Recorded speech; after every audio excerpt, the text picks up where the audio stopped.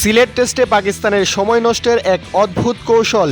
Side স্ক্রিনের অজুহাত তুলে লিটন দাসের সাথে মাঝমাঠে তীব্র বাগবিতণ্ডায় জড়িয়ে পড়লেন পাকিস্তানি ব্যাটার মোহাম্মদ রিজওয়ান।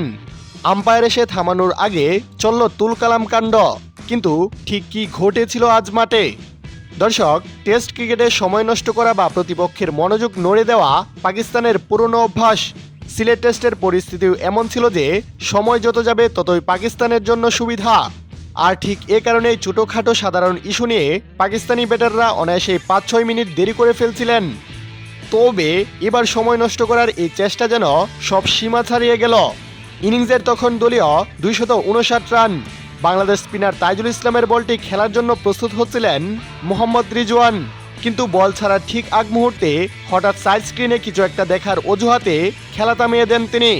বারবার রিজওয়ানের এমন অযাচিত সময় নষ্ট করাটা কোনোভাবেই ভালোভাবে মেনে নেননি উইকেটের পিছনে থাকা বাংলাদেশি কিপার লিটন দাস।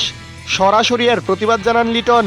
আর তাতেই শুরু হয়ে যায় দুজনের মধ্যে তীব্র কথার কাটাকাটি। পরিস্থিতি এতটাই উত্তপ্ত হয়ে ওঠে যে কেউ কাউকে ছেড়ে কথা বলছিলেন না।